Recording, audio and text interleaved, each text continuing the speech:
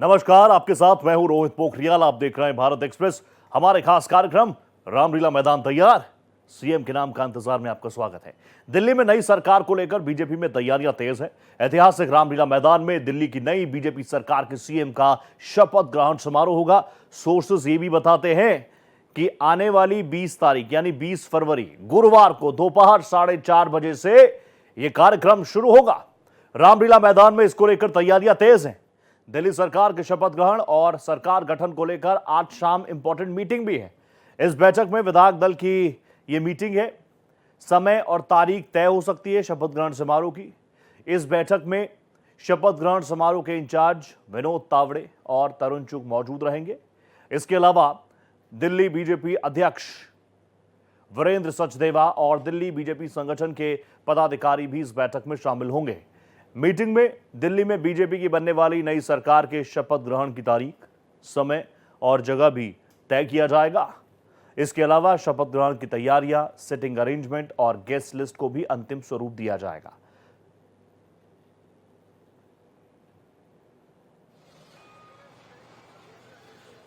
तो दिल्ली में आप जानते हैं सरकार बहुत, ये तस्वीरें भी आपको मैं दिखा रहा हूं, रामलीला मैदान की तस्वीरें ये हैं, जहां पर आप देखिए अब 27 सालों का सूखा दूर हुआ है भारतीय जनता पार्टी का। तो ऑब्वियसली उसी हिसाब का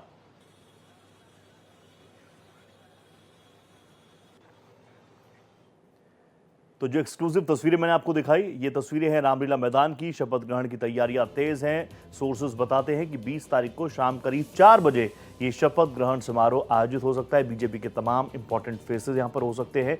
और क्या कुछ डिटेल्स हैं रामलीला मैदान से, मेरी सहयोगी कोमल शर्मा की रिपोर्ट देखिए।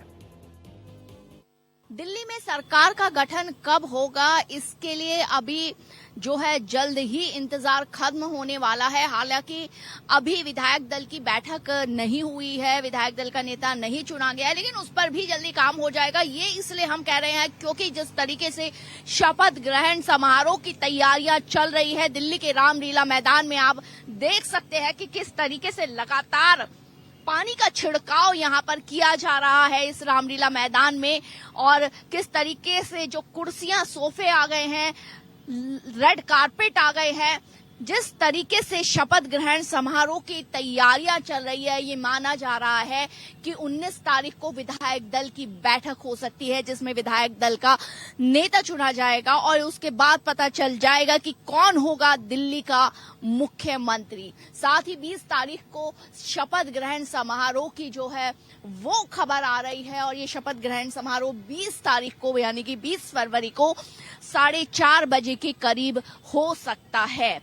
तो ऐसे में लेकिन अभी कौन होगा, कौन चेहरा होगा मुख्यमंत्री का, किसको जो है दिल्ली की ये सत्ता सौंपी जाएगी, ये भी देखना होगा। लेकिन उससे पहले हम आपको दिखा रहे हैं कि किस तरीके से तैयारियां चल रही है रामलीला मैदान में। शपथ ग्रहण समारोह की तैयारियां चलने का मतलब है कि बीजेपी जो एक लंबे अरसे बाद 27 साल बाद दिल्ली की सत्ता में आई है, दिल्ली ने मौका दिया है, वो इस जश्न को एक बड़े स्केल पर जो है वो बनाना चाहती है। ये भी माना जा रहा है कि कई मुख्यमंत्रियों को जो है और कई बड़े नेताओं को इसके लिए आमंत्रित जो है वो किया जाएगा। भारत एक्सप्रेस के लिए कैमरामैन रमेश राय के साथ कोमल शर्मा।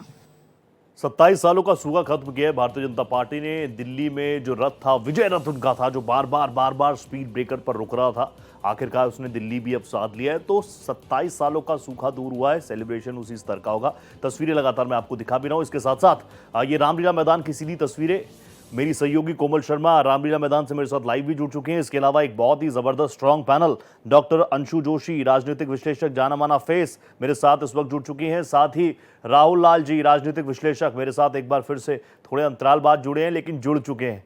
अंशु जी नमस्ते, राहुल जी नमस्ते। शुरुआत एक बार मैं कोमल जी से कर लेता हूं क्योंकि ग्राउंड पर ही मौजूद है। कोमल जी, आपकी रिपोर्ट मैंने देखी, फिर भी क्या कुछ आपके इंडिकेशन है, तस्वीरें भी दिखाइएगा मुझे आसपास की कि रामलीला मैदान में कितने बड़े स्तर पर इसकी तैयारी होगी। दूसरा, आपके पास क्या कुछ खबरें पहुंच रही?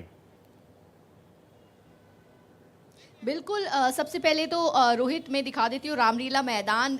वहाँ पर जिस तरीके से काम चल रहा है ये साफ दिखाई दे रहा है कि शपथ ग्रहण समारोह की तैयारियां जोर शोर से की जा रही है। कुर्सियां आ गई है, सोफे आ गए हैं, कनात लग रहे हैं, रेड कारपेट आ गए हैं और ये जो मंच आपको सीधा सामने दिखाई दे रहा है, इस मंच को आप देखिए, याद आएगा आपको इसी मैदान से और से जो है, और उसी मंच पर बैठ करके अन्ना हजारे के साथ अरविंद केजरीवाल जो कई साल तक मुख्यमंत्री दिल्ली के रहे, कई साल तक सत्ता संभाली, इधर से ही उन्होंने आंदोलन वो शुरू किया था, भ्रष्टाचार का मुद्दा उठाया था और इधर ही शपथ ग्रहण समारोह उन्होंने अपना किया। जब जब शपथ ली इधर ही शपथ ग्रहण समारोह किया।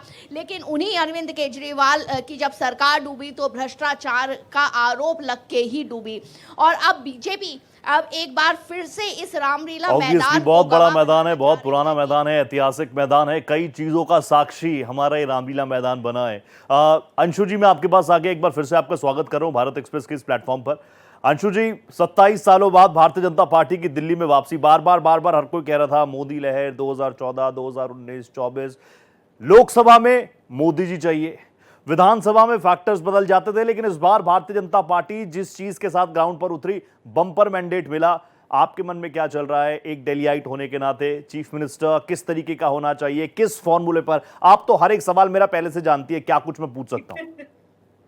रोहित जी, आपको पहले तो धन्यवाद देना चाहूंगी इतने महत्वपूर्ण विषय पर चर्चा के लिए, आमंत्रण के लिए। Thank you ma'am. देखिए, अब ये दिल्ली के मुख्यमंत्री का चेहरा क्या होगा, इसके लिए तो बहुत सारे फैक्टर्स हैं और हम सभी भारतीय जनता पार्टी को और वर्तमान के केंद्र के नेतृत्व को जानते हैं। तो आप चाहे राजस्थान को देखें, छत्तीसगढ़ को देखें, मध्य प्रदेश को देखें और भी राज्यों को देखें, राजस्थान को देखें, तो वहां पर जब नेतृत्व दिया गया तो बहुत सोच समझ के और एकदम डार्क हॉर्स मैदान में लेकर के आया गया। तो एक तो जो मैं अपनी समझ से ये जानती हूँ कि जिनके नाम मैदान में दौड़ने लगते हैं तो कम से कम भाजपा के शासनकाल में फिर उनके नाम पर ताज या उनके चेहरों पर ताज नहीं सजता है। तो कोई ऐसा चेहरा हमारे सामने आ सकता है जो हम सभी को चौंका दे। पर हाँ, एक प्रवेश वर्मा जी के नाम पर मुझे ये लगता है कि उन्होंने ग्राउंड से काफी वर्षों से मेहनत की है, काम किया है और फिर जाट समुदाय के समीकरण को देखते हुए हो सकता है उनका चेहरा हो। लेकिन जिस तरह की विमेन लेड डेवलपमेंट की बात माननीय मोदी जी करते हैं, फिर जिस प्रकार के पिछड़े वर्ग के लोगों को ऊपर उठाने की बात वे करते हैं, नेतृत्व की भूमिका की बात करते हैं। आप यदि रीजनल डायमेंशंस को देखें तो पहले क्या होता था कि मदन लाल खुराना गैंग और साहिब सिंह वर्मा गैंग के आपस में लॉबीज में टक्कर होती थी, दोनों एक बार के मुख्यमंत्री रहे। लेकिन अभी अगर आप देखें रोहित, तो उसमें एक कहीं ना कहीं पूर्वांचली, एक बिहारी कहीं ना कहीं डायमेंशन भी आ गया है। तो उनको भी सेटिस्फाइड रखना भारतीय जनता पार्टी को दिखाई पड़ रहा है कि एक मुख्य कहीं ना कहीं एक काम रहेगा, एक ऑब्जेक्टिव रहेगा। तो ये तमाम जो समीकरण है जिसमें कि महिला फैक्टर भी आ जाता है, जिसमें ये पिछड़ा वर्ग या दलित समुदाय से भी कोई चेहरा ले, ऐसा भी एक डायमेंशन आ जाता है। फिर आप यदि क्षेत्रीय आप डायमेंशंस को देखें तो इन तमाम चीजों को ध्यान में रखते हुए मुझे लगता है कि मुख्यमंत्री का चेहरा भारतीय जनता पार्टी चुनेगी और अब ये बहुत अनुशासित पार्टी है। तो यहाँ मुझे लगता है कि इस प्रकार की ये बिल्कुल सच बात है। वो तो सिटिंग चीफ मिनिस्टर को भी बोल देते हैं कि भैया कल आप इस्तीफा दे रहे हैं और वहां से भी उफ नहीं निकलती। जो मैसेज ऊपर से आता है भारतीय जनता पार्टी में, ये भारतीय जनता पार्टी की ताकत भी है। राहुल जी भी मेरे साथ जुड़े हुए। अंशु जी, वापस आऊंगा आपके पास।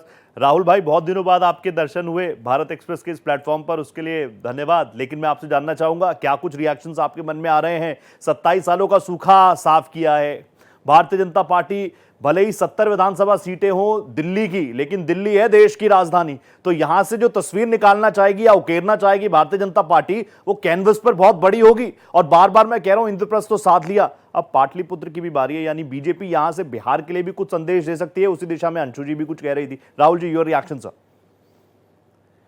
बिल्कुल रोहित जी, 27 वर्षों बाद एक तरह से हम लोगों को याद है अभी भी, जब सुषमा स्वराज लास्ट उस समय आखिरी समय उन्हें बनाया गया था और वो उनके नेतृत्व में चुनाव लड़ा गया और भारतीय जनता पार्टी को जो हार मिली 1998 के बाद, आप सोचिए कि वो जीत का स्वाद 2025 में आके मिल पाया है। ठीक है।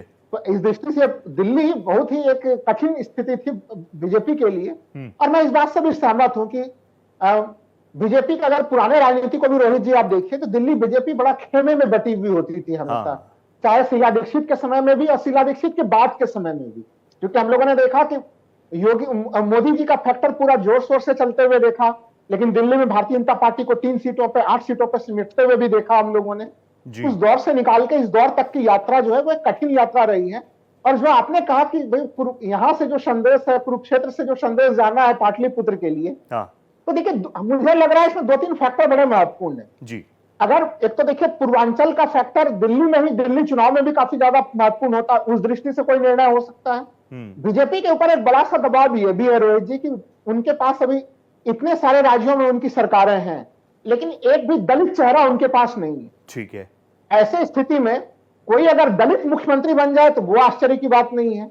ठीक है। प्रधानमंत्री मोदी जी हमेशा महिला फैक्टर के ऊपर ध्यान देते रहते हैं, तो वो कोई अभी दिल्ली में महिलाओं ने शानदार प्रदर्शन भी किया है, चाहे सिखा रहा हो या कुछ जिस तरह से उन्होंने भारद्वाज जी को हराया है, अन्य कई महिलाओं का भी नाम चल रहे हैं। तो उस दृष्टि से हम लोग देख सकते हैं, आपने ओबीसी फैक्टर को देखे, रेखा गुप्ता का भी नाम है। ऑब्वियसली वो 3 नाम भी मैं लगातार दिखा रहा हूं। राहुल जी आप कंटिन्यू कीजिएगा। शिखा राय सवर्ण फेस है, रेखा गुप्ता ओबीसी फेस है, पूनम शर्मा सवर्ण है, वजीरपुर से जीती है, रेखा गुप्ता आई है शालीमार बाग से, और शिखा राय ग्रेटर कैलाश से। प्लीज तो ये नाम मुझे दिखाने थे एक बार। राहुल जी आप कंटिन्यू कीजिएगा। हाँ, मैं वही कह रहा हूं कि महिला फैक्टर आपको याद हो कि अगर बिहार में हम लोग देखें तो नीतीश कुमार ने वहां पे महिला फैक्टर को एक अलग से राजनीतिक रूप से स्वरूप दिया है, एक अलग सा अंदाज दिया है, उनको अलग से एक वोटर श्रेणी का वर्ग बनाया है उनको। ठीक है। और देश भर में अगर हम लोग देखें, जब चुनाव का विश्लेषण करते हैं, चाहे वो 2014 का लोकसभा चुनाव हो, 19 का लोकसभा चुनाव हो, तो उसमें और दिल्ली का भी के विधानसभा चुनाव में भी महिला फैक्टर काफी हावी रहा है। यहाँ पे वोट प्रतिशत के दृष्टि से भी हम लोगों ने लगातार चुनाव में देखा कि महिला मतदाता काफी आगे बढ़कर चल रही थी, तो वो फैक्टर भी हो सकता है। सबसे महत्वपूर्ण चीज रोहित जी, जो कि अभी अंशु जी बोल रही थी और हम लोग लगातार बीजेपी को देख रहे हैं कि बीजेपी चौंकाने वाले नाम बहुत देती है। ठीक है। केवल मुख्यमंत्री में नहीं, राष्ट्रपति में भी हम लोगों को किसी को उम्मीद नहीं थी, लेकिन नए नए नाम आ जाते हैं। तो ऐसे दृष्टि में प्रवेश वर्मा का नाम उस दृष्टि से सबसे कमजोर दिखता है, क्योंकि प्रवेश वर्मा का नाम, उन्होंने अरविंद केजरीवाल को हराया है। हर जगह दिल्ली वासियों के मुंह पे जुबान तो यही चीज चल रहा है रोहित जी, कि दिल्ली के अगले मुख्यमंत्री अरविंद केजरीवाल को हराया है, नई दिल्ली विधानसभा सीट से जो जीतता है वही अगला मुख्यमंत्री होता है। ऑब्वियसली नैरेटिव्स लगातार निकलते हैं, कुछ ना कुछ चीजें इंडिकेशंस ऐसी आती हैं। और आपने महिला फैक्टर, एम फैक्टर का जिक्र किया। मैं एक बार जल्दी से कोमल जी के पास हुआ था। कोमल जी, महिला फैक्टर्स को लेकर, क्योंकि आप लगातार बीजेपी को कवर कर रही हैं, हम देख रहे हैं मंथन चिंतन का लंबा दौर चल रहा है, तमाम नाम रेस में चल रहे हैं। हालांकि अंशु जी कह रही हैं कि जो नाम रेस में चलते हैं उनको बाद में आलाकमान कहता है कि सुनिए आप रेस में बहुत हो गए, थक गए होंगे, थोड़ा इंतजार कीजिए, पानी पीजिए, और एक ऐसा नाम सामने आ जाता है कि हर कोई कहता है अच्छा, और फिर वहां से ये नैरेटिव सेट किया जाता है कि भैया आप भारतीय जनता पार्टी के आम कार्यकर्ता की तरह काम करते रहो, फायदा कब आपको मिलेगा आपको खुद को नहीं पता होगा। तो अंदर खाने क्या चीजें चल रही हैं कोमल जी? देखिए रोहित, ये इसके पीछे का कारण समझना होगा। बीजेपी जिस रणनीति के साथ काम कर रही है कि व्यक्ति जो लड़ रहा है वो बड़ा नहीं है, जो पार्टी के लिए लड़ा है या जीता है वो बड़ा नहीं है, बल्कि पार्टी, संगठन और देश जो है, पार्टी का कहना है बीजेपी का, वो बड़ा है। और इसके लिए जितने भी कैंडिडेट्स जीते हैं उसके पीछे कहीं ना कहीं जो बीजेपी ने अपना संकल्प पत्र निकाला था, जो गारंटी देते हैं, जो प्रधानमंत्री नरेंद्र मोदी की तरफ से गारंटी जाती है, कहीं ना कहीं वोटर उससे खिंच के आए हैं।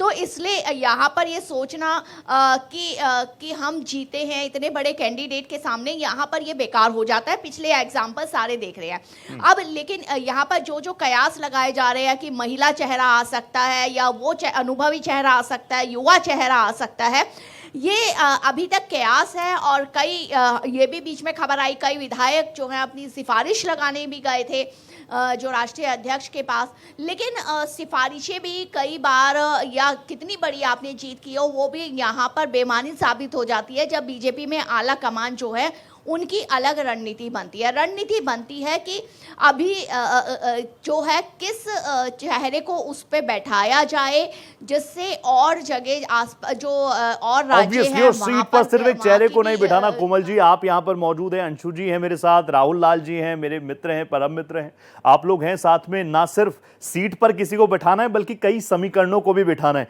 रामलीला मैदान में तो तैयारियां तेज है, सीएम के नाम का इंतजार है। इसी को लेकर एक अपडेट आपको दे दूं, जो मीटिंग अब तक चल रही थी, आप जानते हैं लगातार बंपर मैंडेट मिला है भारतीय जनता पार्टी को दिल्ली में। तो भारतीय जनता पार्टी इसको लेकर दिल्ली में सरकार गठन की प्रक्रिया क्या हो, क्या फैसला हो, क्या फॉर्मूला हो, हर एक चीज पर अभी स्पेकुलेशंस का दौर चल रहा है। कौन नाम हो सकता है, कैसा नाम हो सकता है। भारतीय जनता पार्टी यही कह रही है कि भैया बेगानी शादी में अब्दुल्ला क्यों दीवाना हो रहा है। हमसे विपक्ष वाले पूछ रहे हैं सीएम कौन, सीएम कौन, सीएम कौन। ऐसा कभी हुआ है कि बीजेपी को मैंडेट दे दिया हो और उस स्टेट में हमने सीएम ना बनाया हो। ऐसा कभी हुआ है क्या? नहीं हुआ, तो आगे भी नहीं होगा। और इसी को लेकर जो मेरे साथ एक बहुत मेरा फेवरेट पैनल जो जुड़ा हुआ है, राहुल जी मेरे साथ है, मेरे साथ डॉक्टर अंशु है, मेरी सहयोगी कोमल शर्मा मेरे साथ बनी हुई है। इस सेगमेंट की शुरुआत एक बार फिर से डॉक्टर अंशु मैं आपके साथ कर रहा हूं। अंशु जी, आप भी लगातार पढ़ती हैं, लिखती हैं, वो मैं जानता हूं, इसलिए मैं कह रहा हूं मेरा फेवरेट पैनल अगर कुछ हो सकता है तो राहुल जी और अंशु जी हो सकते हैं। राहुल भी इस बात को मानेंगे, उनसे मैं बहुत कुछ सीखता भी हूँ, सुनता हूँ, समझता हूँ, पहले से जानते हैं। तो अंशु जी, मैं आपसे जानना चाहूंगा, क्या फॉर्मूला बीजेपी से मैं पूछता तो वो कहते भैया बेगानी शादी में अब्दुल्ला क्यों दीवाना हो रहा है, लेकिन मैं आपसे तो पूछ ही सकता हूं कि जो फॉर्मूला हम देख रहे हैं अलग अलग स्टेट्स में, सीएम, डिप्टी सीएम, क्या दिल्ली में भी उस फॉर्मूले को ग्राउंड पर उतारा जा सकता है? उतारा भी जा सकता है, और फिर जैसे कि मैंने कहा कि जो जिस प्रकार से केंद्र सरकार निर्णय लेती है, जिस तरह से चेहरे को चुना जाता है, उसके पीछे बहुत सारे फैक्टर्स कहीं ना कहीं लगे हुए रहते हैं। अब इसमें मैं एक रोचक बिंदु जोड़ दूं रोहित जी, क्योंकि आप, मुझे लगता है, उत्तराखंड से आते हैं, तो आपको सुन करके अच्छा भी लग सकता है कि देखिए, इतने सब में हम पूर्वांचली चेहरों को देख रहे हैं, हम क्षेत्रीय समीकरण पे जाट चेहरे को देख रहे हैं, हम बिहारी चेहरे को देख रहे हैं, हम पंजाबी चेहरे को देख रहे हैं। भाई, उत्तराखंड का भी एक बड़ा योगदान दिल्ली की राजनीति में है, एंड वाइसे वर्सा। तो मोहन सिंह बिष्ट जी भी हैं, एक डार्क हॉर्स वाला चेहरा हो सकता है, जो छठी बार जीत का परचम फहरा के इस बार पहुंचे विधानसभा। और भारतीय जनता पार्टी का नेतृत्व इसी प्रकार के चेहरों की खोज में रहता है। मध्य प्रदेश में उदाहरण दूंगी, आप यदि मोहन यादव जी को देखें तो वो शिवराज जी के शासनकाल में शिक्षा मंत्री थे, और उसके पहले लगातार कई बार से वो उज्जैन दक्षिण से विधायक रहे हैं। तो एक, और उनका संघ के साथ बहुत गहरा नाता है, विद्यार्थी परिषद से भी उनका नाता रहा है। तो इस प्रकार का चेहरा जिसका नाता संघ के साथ हो, संघ जिसे हैप्पीली एक्सेप्ट करे, विद्यार्थी परिषद से यदि कोई बैकग्राउंड हो, यानी कि एक शुरू से कहीं ना कहीं संघ के परिवार से जुड़कर जो एक चेहरा यहां तक पहुंचा होगा, उनमें से कोई चेहरा मुझे लगता है कि आला कमान चुन सकते हैं। इंपॉर्टेंट फैक्टर मेरे मन में ये सवाल हमेशा से था कि क्योंकि उत्तराखंड बड़ी संख्या में लोग रहते हैं दिल्ली में, 2 सीट्स, एक तो मोहन सिंह बिष्ट हो गया, फिर पड़पड़गंज में भी रविंद्र स्नेही, हालांकि वो बहुत अभी नए हैं, लेकिन बावजूद उसके उन्होंने उस पूरे वोट बैंक को साथ कर रखा है, इसी वजह से इतना बंपर मैंडेट दोनों को ही मिला है। राहुल जी, मैं आपके पास आ गया। राहुल, आपकी गणनाएं क्या कुछ कह रही हैं, आपका एनालिसिस क्या कुछ कह रहा है इस बार दिल्ली में? क्योंकि बार बार हम ये बात करें कि दिल्ली वो कैनवस होगा, वो पेपर होगा जिस पर भारतीय जनता पार्टी आने वाले चुनावों के लिए भी, क्यों, बिहार भी है, बंगाल भी है, यहां से एक नया नैरेटिव भारतीय जनता पार्टी जरूर सेट करना चाहेगी।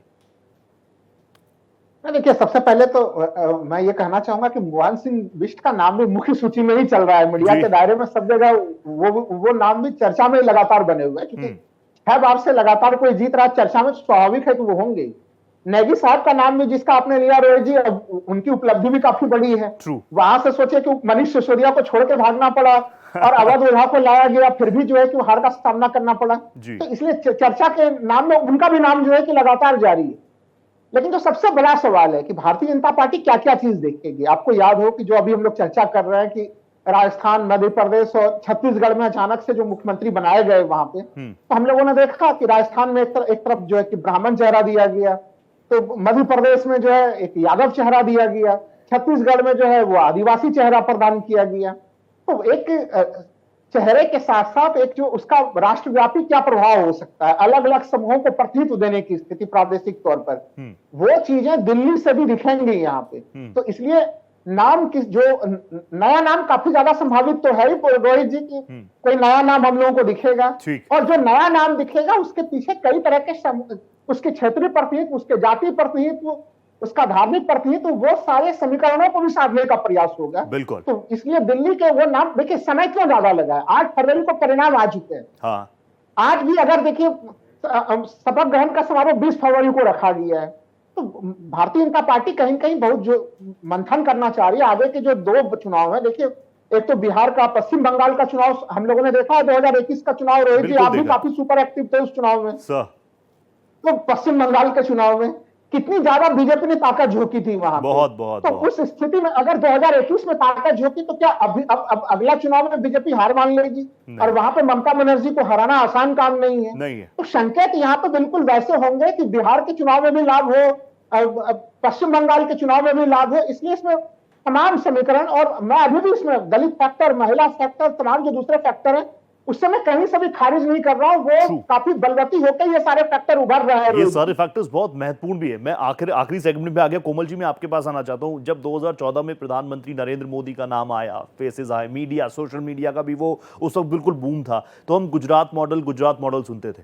आने वाले वक्त में दिल्ली मॉडल सुनेंगे, क्योंकि भारतीय जनता पार्टी के पास राजधानी दिल्ली में करने के लिए बहुत कुछ है। फॉर एग्जाम्पल, अभी क्या चीजें चर्चाओं में है कि अभी तक सरकार गठन नहीं हुआ, सीएम नहीं हुआ, मंत्रिमंडल ने शपथ नहीं ली, लेकिन यमुना नदी में बड़ी बड़ी मशीनें उतर गई। तो करने के लिए भारतीय जनता पार्टी के पास बहुत कुछ है। देखिए, बिल्कुल पहले तो रोहित मैं ये बता देती हूँ, ये माना जा रहा है कि जो मंत्रिमंडल में लोग होंगे और जो मुख्यमंत्री होगा उसके लगभग नामों को जो है वो डिसाइड कर लिया गया। ये जो है सूत्रों के जरिए जानकारी आ रही है। बस आला कमान को उन पर विचार करना है। उन नामों पर कुछ ऐसे 19 नाम जो है वो सिलेक्ट कर लिए गए हैं।